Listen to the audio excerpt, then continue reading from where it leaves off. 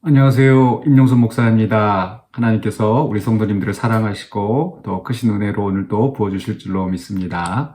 오늘 우리가 함께 나눌 하나님의 말씀은 시편 22편 1절로 10절입니다. 시편 22편 1절로 10절 말씀 제가 봉독하겠습니다. 내 하나님이여, 내 하나님이여, 어찌 나를 버리셨나이까? 어찌 나를 멀리하여 돕지 아니하시오며 내 신음소리를 듣지 아니하시나이까? 내 하나님이여, 내가 낮에도 부르짖고 밤에도 잠잠하지 아니하오나 응답하지 아니하시나이다. 이스라엘의 찬송 중에 계시는 주여, 주는 거룩하시니이다. 우리 조상들이 주께 의뢰하고 의뢰하였으므로 그들을 건지셨나이다. 그들이 주께 부르짖어 구원을 얻고 주께 의뢰하여 수치를 당하지 아니하였나이다. 나는 벌레요 사람이 아니라 사람의 비방거리요 백성의 조롱거리니이다. 나를 보는 자는 다 나를 비웃으며 입술을 비축거리고 머리를 흔들며 말하되 그가 여호와께 의탁하니 구원하실걸, 그를 기뻐하시니 건지실걸 하나이다.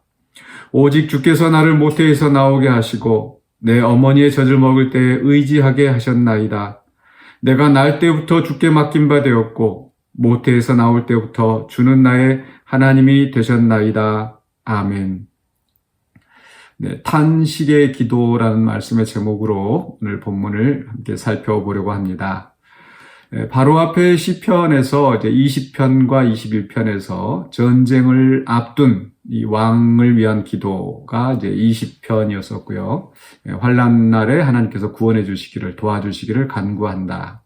그리고 그 하나님께서 그 응답을 들으시고 또 그 마음의 소원, 입술의 요구를 들으셔서 이제 21편에서는 큰 승리를 얻게 하시는 그 하나님을 볼 수 있었습니다.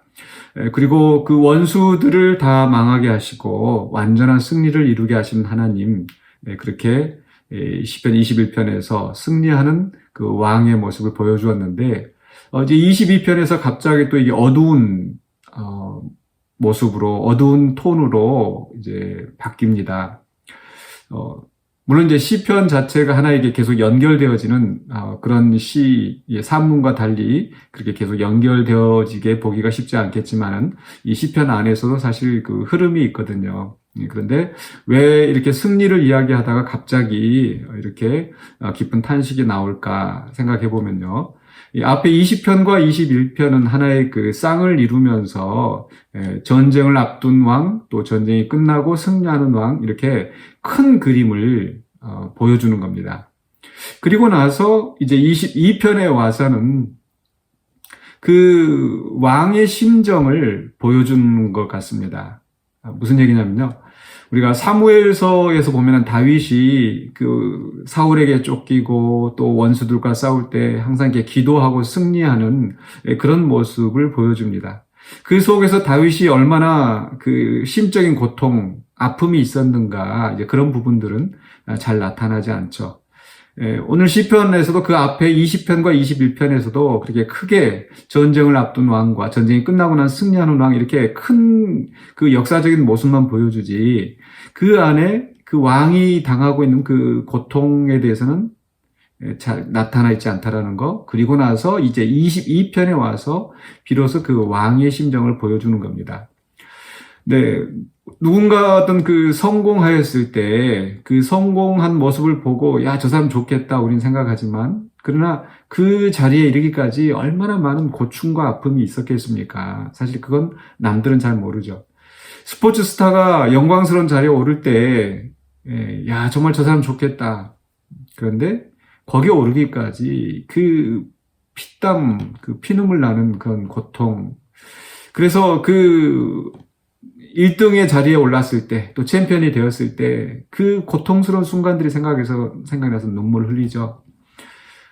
아마 우리 성도들도 마찬가지일 것 같습니다.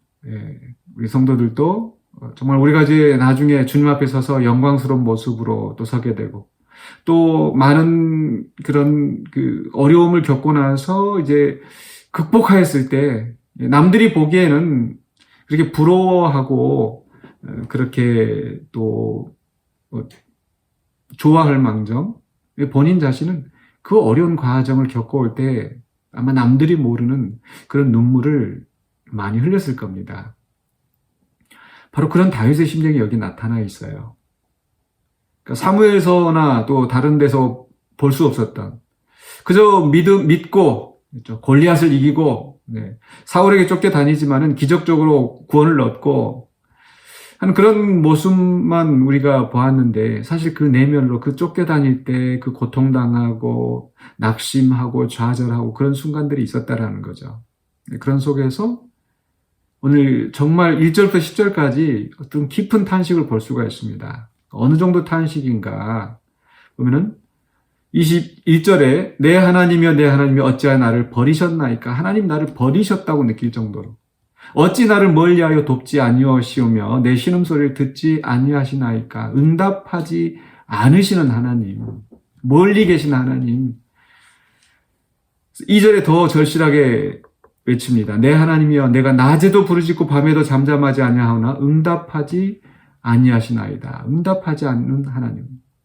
또 우리가 깊은 고통 속에 있을 때 왜 이렇게 간절한 기도에도 하나님 응답하시지 않는가, 그런 절망스러운 탄식이 나올 때가 있지 않습니까?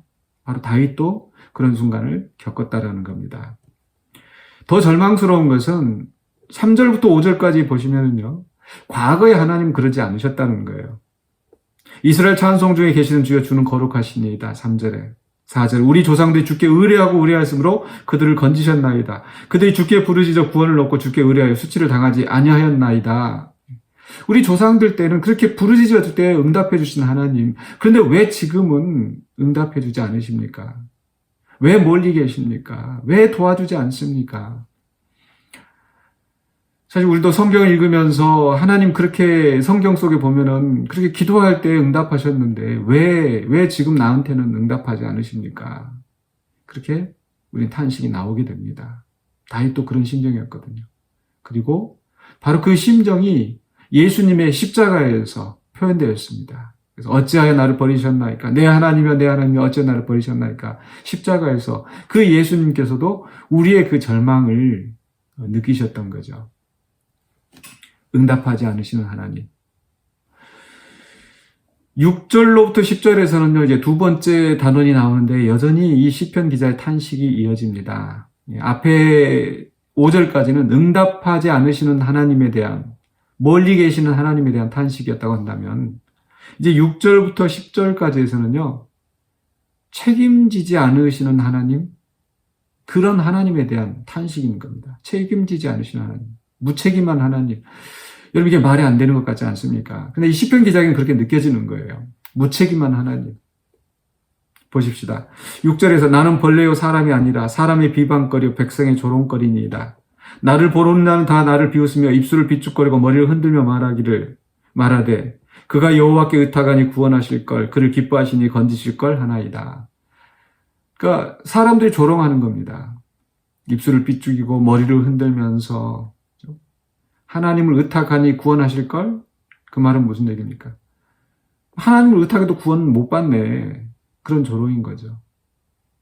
그런데 이 사람을 더 절망스럽게 하는 것은요, 바로 9절과 10절입니다. 다시 과거의 하나님으로 돌아가는 거예요. 앞에서도 왜 내가 부르짖는데 응답하지 않으십니까? 하면서 과거에 우리 조상들에게는 응답하셨지 않습니까? 라고 하는 것처럼 과거의 하나님은 어떤 하나님이셨는가? 9절과 10절에서 주께서 나를 모태에서 나오게 하시고 내 어머니의 젖을 먹을 때 의지하게 하셨나이다. 내가 날 때부터 주께 맡긴 바 되었고 모태에서 나올 때부터 주는 나의 하나님이 되셨나이다. 나를 택하시고 모태에서부터 나를 지으시고 내가 주님 앞에 맡겨진 그런 사람이지 않습니까? 주는 나의 하나님이셨지 않습니까? 어릴 때부터. 그렇죠? 다윗은 그 목동일 때에도 하나님을 의지하여서 그 사자로부터 양을 건져내고 그런 순간들이 있었지 않습니까? 그러니까 모태로부터 하나님에 대한, 조상으로부터 물려받은 그 신앙, 그 속에서 그 하나님을 믿고 자라왔어요. 그래서 하나님께 맡겨진 바 되었어요. 하나님이 그에게 기름 부으셨을 때 그는 하나님께 맡겨진 바 되었어요. 그런데 실상 지금 그 기름 부음을 받고 난 그 이후에 다윗이 사울에게 쫓겨다니면서 또 블레셋 사람들 앞에서 미친 체 하면서 쫓겨다니면서 얼마나 마음이 절망스러웠겠습니까? 내가 하나님 앞에 그렇게 맡겨졌는데, 하나님의 기름 부음을 받고 하나님의 택하심을 입었는데 왜 하나님 책임지지 않으십니까? 사람들이 저렇게 나를 조롱하고 비방하고 입술을 삐죽거리면서 하나님을 믿는다고 하더니 저 모양 저 꼴인가. 그렇게 비방해도 왜 하나님 그냥 나를 이렇게 방치해 두십니까? 무책임한 하나님 아니십니까? 그런 탄식을 하고 있습니다.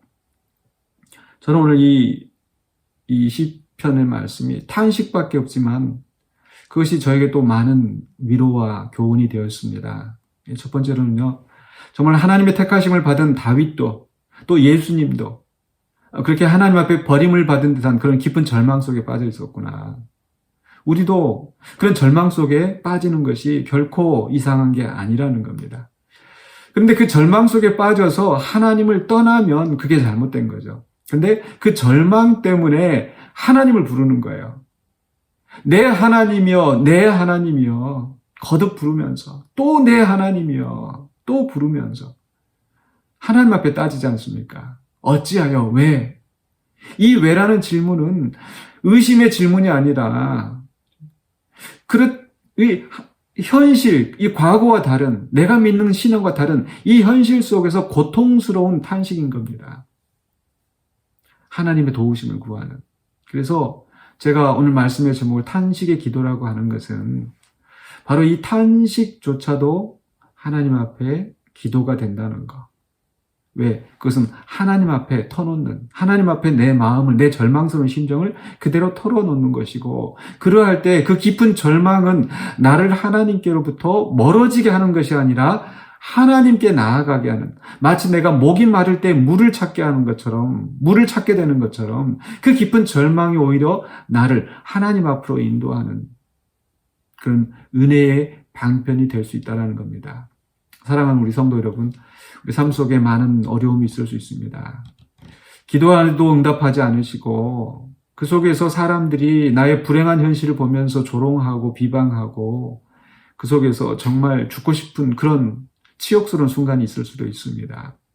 그러나 그런 깊은 절망을 느낄 때 우리는 탄식하면서 하나님으로부터 멀어지는 것이 아니라 하나님께 더 가까이 나아가는 우리가 되어야 될 줄로 믿습니다. 그래서 오늘 이 탄식의 기도, 내 하나님이여, 내 하나님이여, 어찌하여 나를 버리셨나이까. 그렇게 다윗이 기도하고 하나님이 기도하고 또 그렇게 기도해도 응답하지 않고 구원받지 못하고 사람들이 하나님께 기도했으니까 응답받을 걸? 야, 그래놓고도 응답받지 못하느냐? 예, 그렇게 조롱할 수도 있습니다. 그 조롱 속에서 우리 하나님은 사실 멀리 계신 것이 아니라 여전히 우리의 기도를 들으시고 응답하실 줄로 믿습니다.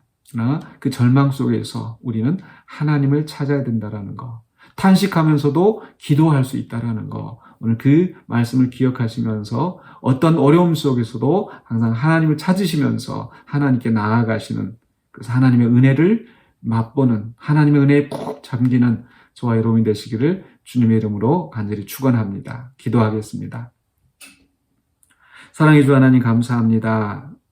우리가 살아가는 동안에 사실 많은 일들을 만나면서 낙심하기도 하고 좌절하기도 하고 깊은 슬픔에 잠기기도 하고 때로는 깊은 우울감 속에서 벗어나지 못하고 있을 때가 많이 있습니다. 그 속에서 여전히 나를 붙드시고 사랑하시는 하나님을 믿습니다. 비록 우리가 기도할 때 응답하지 않으시는 것처럼 보이고 멀리 계신 것처럼 보이며 여전히 나를 외면하시고 책임지지 않으시는 하나님처럼 보이는 그런 순간에도 여전히 하나님은 우리를 책임지시고 우리에게 응답하시고 우리를 붙드시는 하나님이신 줄 믿습니다. 비록 내 마음이 절망 가운데 있다 할지라도 그 절망 속에서 여전히 하나님을 의지하게 하여 주시고 하나님을 믿는 굳은 믿음 가운데서 어려운 시기들을 잘 헤쳐나갈 수 있는 우리 모두가 되게 하여 주시옵소서. 예수 그리스도 이름으로 기도하옵나이다. 아멘.